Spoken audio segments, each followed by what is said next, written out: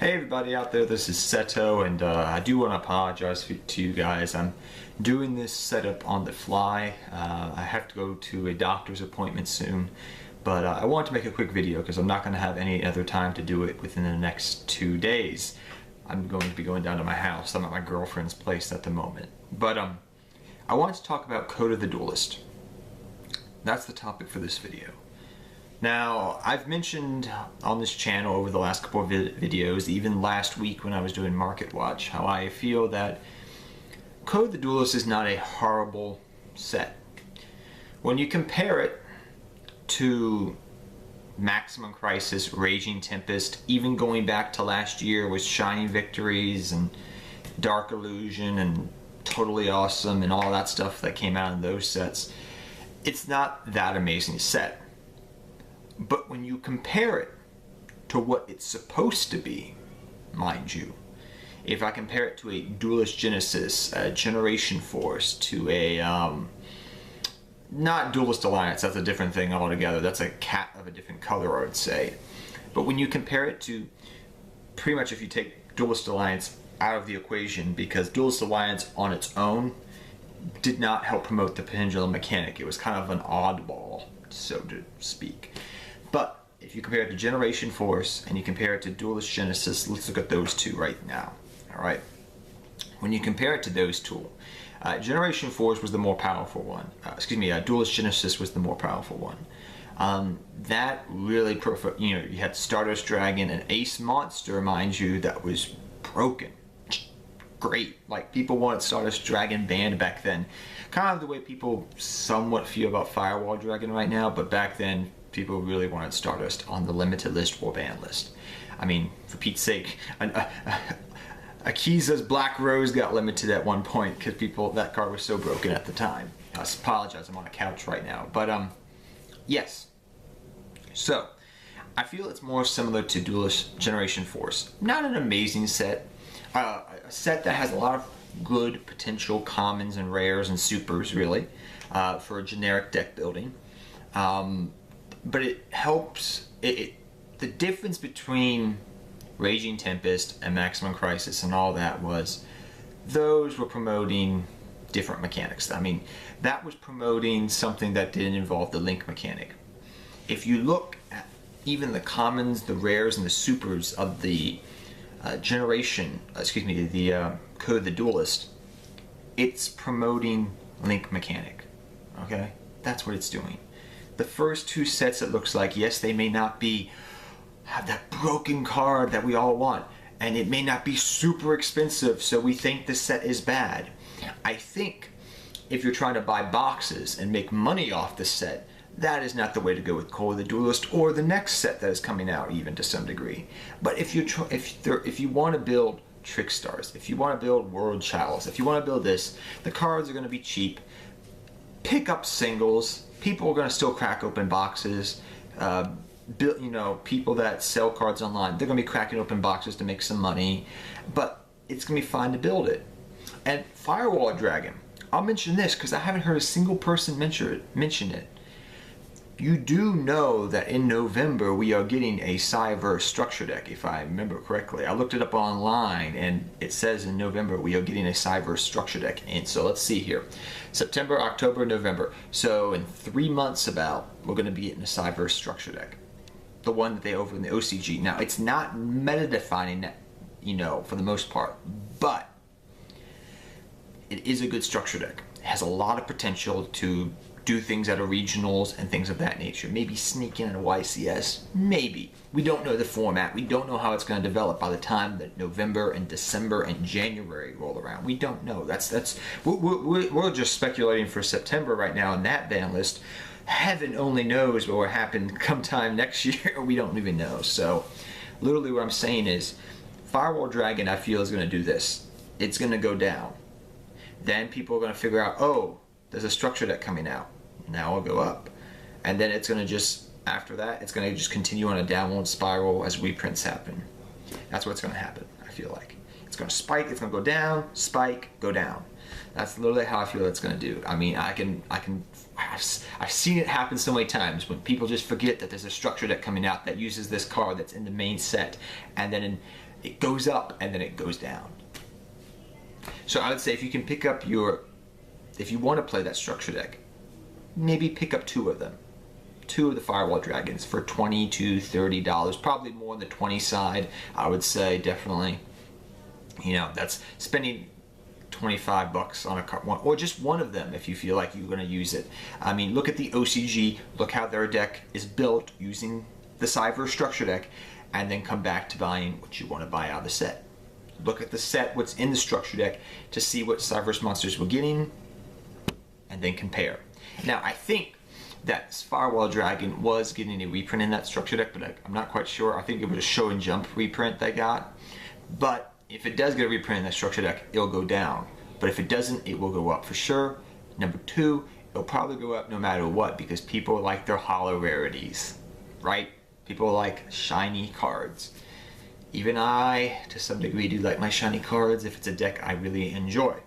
So, what I'm saying here is, compared to the previous sets, yes, it does not stack up, okay? But when the Megatins come out, people are going to look at Raging Tempest and say, what, that was a good set, but now all the cards are cheap.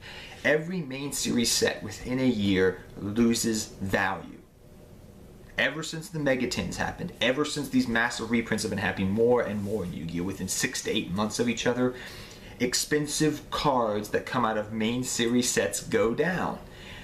The other sets, the Battles of Legend, the other things that have unique cards, those cards seem to maintain a lot more value. Look at, what was it, came out? The set we got in November with the D-Heroes and Dark Lords. Some of that Dark Lord stuff is still retaining value. Why? Because it's only got 1 reprint and there's no other expected reprint. And as time goes on, if that deck gets any more support and becomes a little bit better, maybe it'll go up a little bit. So I'm just saying like that. That's where the money's at if you're trying to invest. But I don't think that's a good thing to invest in Yu-Gi-Oh! Right now. I mean, yeah, you can invest in this and that. It's kind of that we're in this season of take your pot shots at what could be, you know, be on the ban list, make your best guesses, make your decisions, what you want to play. It's up to you.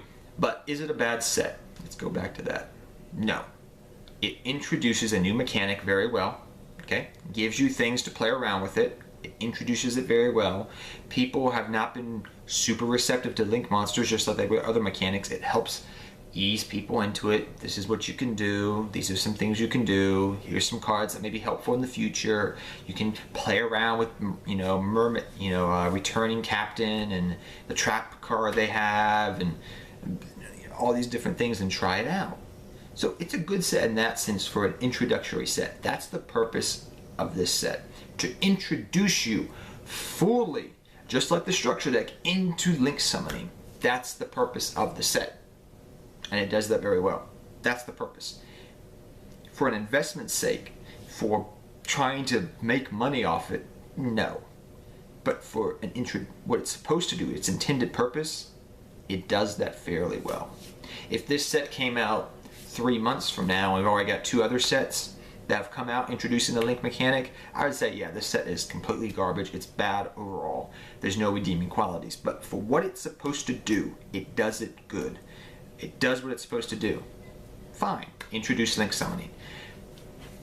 Is there a problem because there's no chase cards? That's the people that want money off the set, who want to crack open cases and try to get money off it. Yeah, it's not the best thing to do, but people will do it because there will be somewhat of a demand for any of these archetypes people want to play. And another thing I will mention is Firewall Dragon as a secret rare. That may be the highest rarity we see of this card. Because remember, what was that card? Oh, Odd Eyes Dragon. Yes, yes. It came as a secret rare, an ultra rare, a platinum rare, ew, and common, Starfall. That's what they did to Odd Eyes.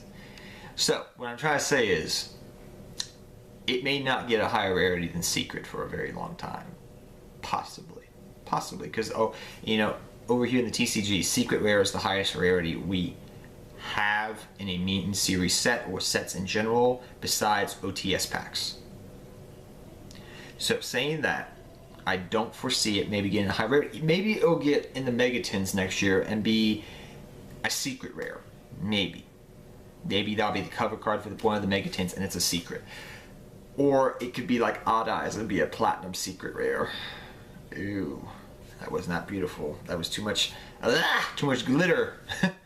But that's my thoughts. So I'm saying it that way. For that reason, because it's the highest rarity, it will maintain maybe a little bit more value. Maybe it'll be around $15 to $10 when everything's said and done after a couple of reprints because it's the highest rarity.